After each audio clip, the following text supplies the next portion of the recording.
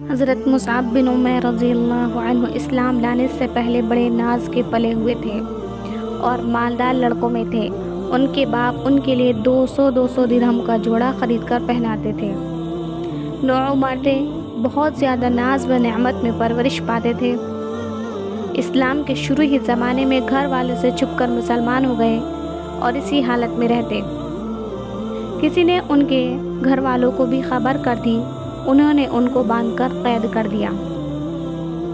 کچھ روز اسی حالت میں گزرے اور جب موقع ملا تو چھپ کر بھاگ گئے، اور جو لوگ حبشہ کی ہجرت کر رہے تھے ان کے ساتھ ہجرت کر کے چلے گئے۔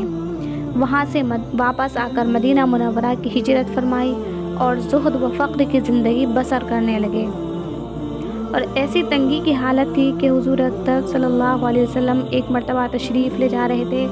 حضرت مصعب سامنے سے گزرے، ان کے پاس صرف ایک چادر تھی جو کئی جگہ سے پھٹی ہوئی تھی اور ایک جگہ بجائے کپڑے کے چمڑے کا پیوند لگا تھا۔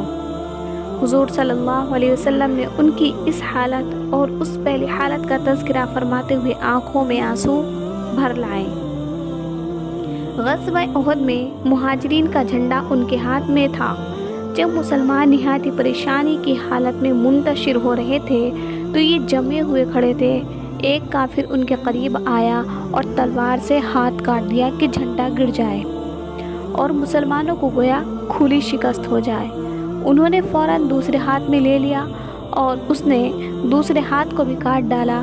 انہوں نے دونوں بازوؤں کو جوڑ کر سینے سے جھنڈے کو چمٹا لیا کہ گرے نہیں۔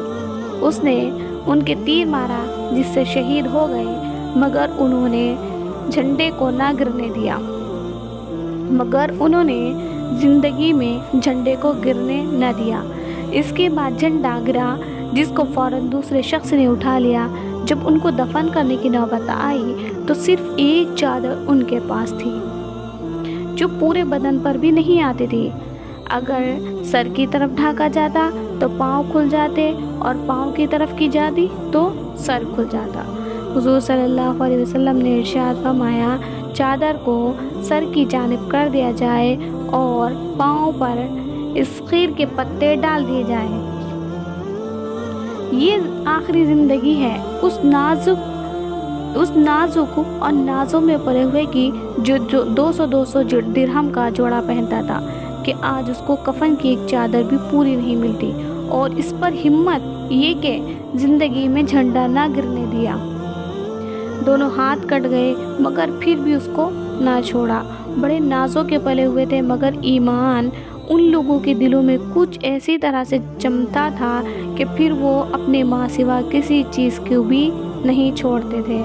روپیہ، پیسہ، راحت، آرام، ہر قسم کی چیز سے ہٹا کر اپنے میں لگا